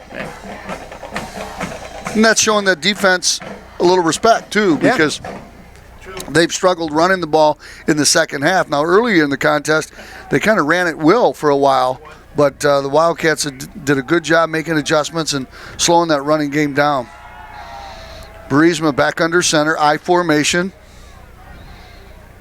Handoff, White. Well, nice job by number 22 for the Wildcats. Tommy Rainier. He's had Tommy a nice Rainier, night. yep. Down for loss by number 22, Thomas Rainier. Second down and 11. That was number 22 on the carry, Whitehorn. Whitehorn has definitely been the workhorse for North Farmington in the backfield. Well, this is a pretty good ball club, this North Farmington team. They are, yes. And, 5:37 to play now. They've taken about 2 minutes off the clock this drive and counting. Wildcats need to force a turnover. Second down and 11. Rolling to his left. Good pressure by the Wildcats. This is a design quarterback run. Good job by Gassou, number 5. Wandry again. But that was a design quarterback run that lost 3 yards. Going to bring up a third down and 16. But good job by number 5, Wandry, to read that play. Yeah, they lined up Aaron Rice at quarterback there in the Wildcat formation. The second time we've seen him do it tonight. The first time he fumbled the snap, and that time resulted in a loss. I think if I was the offensive coordinator for North Farmington, I'd take that play out because tonight it hasn't worked very well. 3rd and 17. Great opportunity for Oxford right here. Under 5 minutes to go, 4:45 to go in the ball game. Wildcats need a stop. 3rd down and 16. Let's see if we can get some pressure on big number 2, Burisma. Snap is good. He's rolling to his right, looking to throw. We are getting some pressure on him, and the ball's going to be thrown short. Nice catch. They're calling it a catch. I don't know if it was, but either way, it's well short of the first down. That was number 4, Austin White. But boy, I tell you, I'd love to see that one on replay. It looked like it hit the blue turf to me. But I can barely see the blue turf. That's another story altogether. But that was a big pickup, so now that makes it a manageable 4th down play. Yeah, 4th down and 5, and of course, we have the human element here. Don't have the luxury, or it depends if you want to call it the luxury of replay, and they ruled it a catch on the field. Oxford defense going to need to come up with a play, get off of here. 4 minutes, under 4 minutes to go. 4th down, 4th and 5. Let's see what big number 2 does here. He's been a stud in these plays all night long. Snap is a little slow, and he's going to do a little pooch punt. That's better than a pooch punt. Takes a North Farmington bounce to about the 12-yard line. Boy, there's a smart play right there. That's a good call by the North Farmington squad. Wildcats had nobody back. 3:35 left in the ball game. Yeah, very nice call, and he executed it perfectly, Burisma did. Downed it at the 12-yard line. Total surprise, too, right? I don't think anybody saw that coming. No, because he did it from not very far behind the line of scrimmage. Jacob Burisma seems like quite the athlete. He's done a nice job running the ball, throwing the ball, and really with the exception of the one bad throw that was intercepted by 42 Mir, everything else he's done has been golden. Yeah, Burisma's had a nice night on this chilly night here. Left a strong impression on us Oxford fans. 3:35 to go. Wildcats need lightning in a bottle. They need 2 scores. They're looking out to the flat. He's going to have to run it again, and he's caught from behind. Number 42, Mir, was over here in the flat, but 21 was all over him. That's Rayshawn Matthews. He had him covered, so Brendan Moore put the ball down, but he was tackled from behind for a 5-yard loss. Going to bring up a 2nd down and 15. Yeah, as we tick under 3 minutes to play now, this Oxford offense has to be in hurry-up mode. They don't have time to keep huddling up in between plays. Brendan Moore standing on the goal line. Brady Carpenter in motion. Comes out to the near sideline. Looking for Carpenter. Ball's caught by number 4 for the Wildcats. That's Jackson Keeney. Yeah, 2nd catch of the night for Keene. Didn't have a catch all season coming in tonight, and he's caught a couple footballs tonight now. Well, that was a low throw just to get away from that goal line. Ball is now spotted at the 13-yard line. 3rd down and 9. Wildcats in desperation mode right here. No huddle. Snap's good. Looking to throw the ball is Moore. Moore rolling to his left. Fires the ball out to 10. That's Brady Carpenter. Gets about a yard on the play at best. Number 14, Clock is still running inside the 2-minute mark. Ball is, they're going to be a timeout on the play, or is there a flag? Referees are calling. I think the Wildcats have called a timeout, their last timeout. Yep, last timeout. So Oxford, only way they'll be able to stop the clock from here is getting out of bounds or with a quarterback spike. Well, you can't do that because it's a 4th down play and you need 7 yards. So we're going to need a little something here. There you go, 2. So again, I mean, there's no such thing as a good loss. There really isn't. But this has been a very well-played ball game, especially second half. Wildcats have eliminated most of their penalties in the second half. They played pretty tough. They did have a nice drive. They didn't get it in the end zone, but they did have a good long drive. And the running game looked a little better in the fourth quarter than it did the third. But you got to get that biscuit in the basket and get the football in the end zone. Yeah, the defense tonight, I think a lot of positive takeaways. The offense, they're breaking in a new quarterback, Brendan Moore, taking over for Brady Carpenter. And Carpenter's had a nice night at wide receiver. He's caught 3 or 4 footballs. And for now, it all comes down to this one play, this 4th and 7 here with exactly 2 minutes remaining. And the Wildcats are out of timeout, so if they turn the ball over here, North Farmington can take a knee and put this game away. Yep. At the end of the game, you have to get the scoreboard for me at the end. When that scoreboard's good. Well, here we go. Let's see if the Wildcats will be able to continue to fight another day here. We're going to get another timeout by North Farmington. Again, we want to thank the sponsors, 24th Street Tavern, and who are the other ones there, Billy Boy? Where's our paper? We'll find it. But also, we want to remind everybody, you want to support Oxford Athletics, find somebody that has the raffle tickets for that Jeep. It's a beautiful Jeep. They're going to be selling tickets until December 9th. Now, just so you know, their goal is to get to 750, which is not a lot of tickets. That's pretty good odds to have a chance to win a 2-year lease. So find a booster person, the booster trailer, and you know what? They've got Oxford gear like you've never seen before. We got Oxford Wildcat face masks. The boosters have just stepped up and went to another level. Yeah, I'll read you our sponsors here real quick. 24th Street Tavern. The tavern supports the Wildcats. Your team, your town. The 24th Street Tavern. And Summit Physical Therapy offers a wide range of services to help you with every ailment. We always provide one-on-one treatment with our patients. Summit Physical Therapy, located at 72 South Washington Street here in Oxford. They do a fantastic job. My son-in-law went there, and they helped rehab him. Well, some say he's rehabbed. I don't know if he is or not, but that's another story.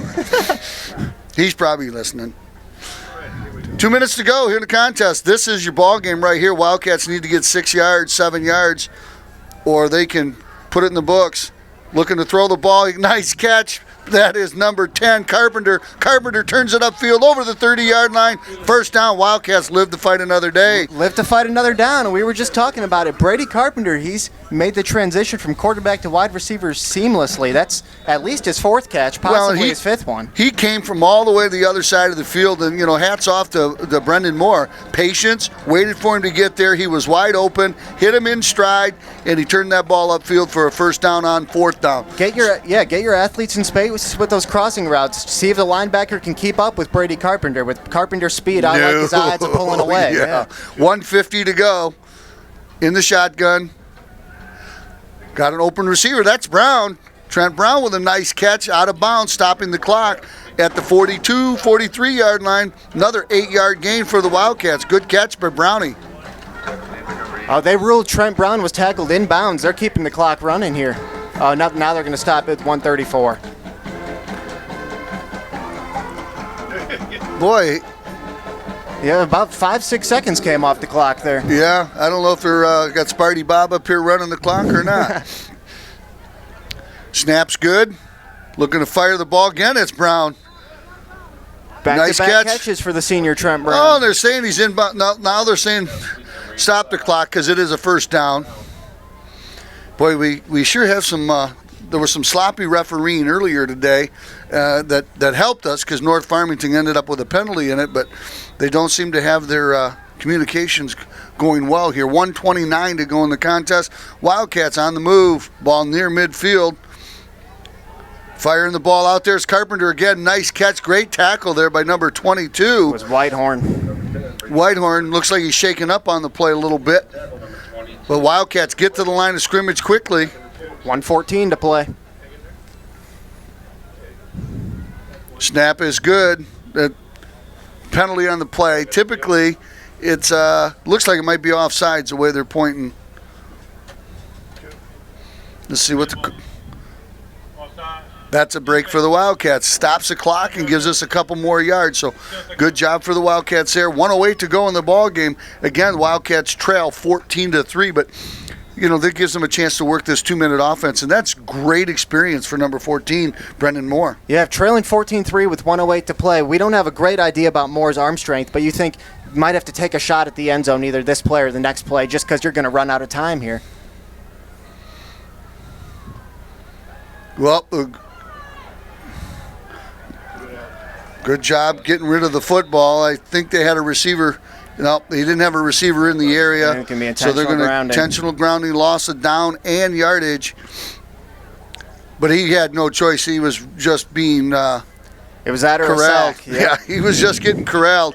But then again, you know what? Take the sack and don't lose the down. Right. 5-yard penalty. He did see a jersey out there, but I think it was an ineligible receiver, so that's where the penalty came from. Yep, it was number 54, the big junior Kewan Burton, offensive lineman, not an eligible receiver. So the Wildcats going to be a 3rd and forever here. Clock is stopped at 1:03.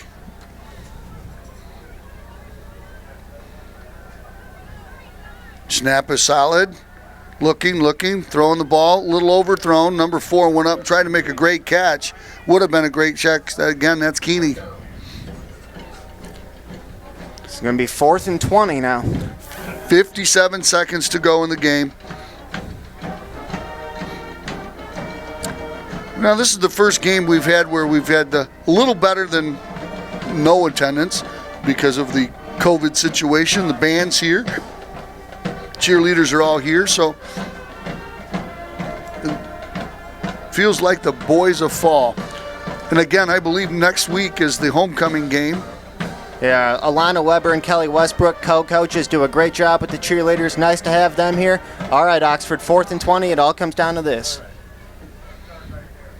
Looked like a false start, but no flags on the play.